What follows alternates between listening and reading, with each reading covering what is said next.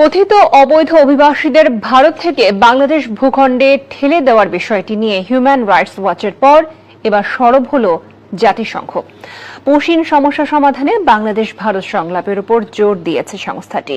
New ইয়র্কে সংবাদ সম্মেলনে জাতিসংঘ মহাসচিবের মুখপাত্র স্টিফেন ডুজারিক একথা জানিয়েছেন। কাজী ইফতেখার শুভর ডেস্ক রিপোর্ট। ভারতের পশ্চিমবঙ্গে বিজেপি সরকার দায়িত্ব নেওয়ার পর থেকেই শুরু হয় নানামুখী অস্থিরতা। নেতিবাচক আঁচ পড়ে বাংলাদেশ সীমান্তে। বহু মানুষকে অবৈধ অভিবাসী আখ্যা দিয়ে ঠেলে দেওয়ার চেষ্টা করা হয় বাংলাদেশ ভূখণ্ডে। তবে বাংলাদেশ সীমান্তরক্ষা বাহিনী দৃঢ় অবস্থানে বিভিন্ন স্থানে ভারতের পুশিন চেষ্টা ব্যর্থ হয়।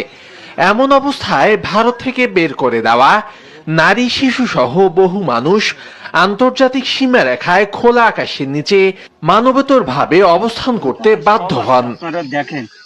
বাংলাদেশ ভারত সীমান্তের এসব অসহায় মানুষদের বিষয়ে জাতিসংঘের অবস্থান কি?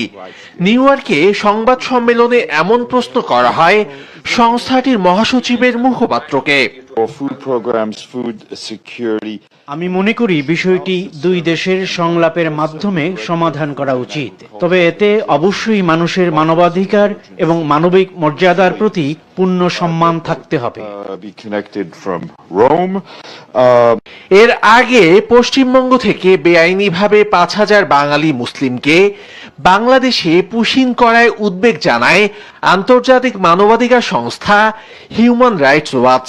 সংস্থাটি জানায় ভোটার তালিকা থেকে বাদ দিয়ে কোনো আইনি সুযোগ না রেখেই আন্তর্জাতিক মানবাধিকার আইন লঙ্ঘন করে বাসিন্দাদের বহিষ্কার করে ভারত।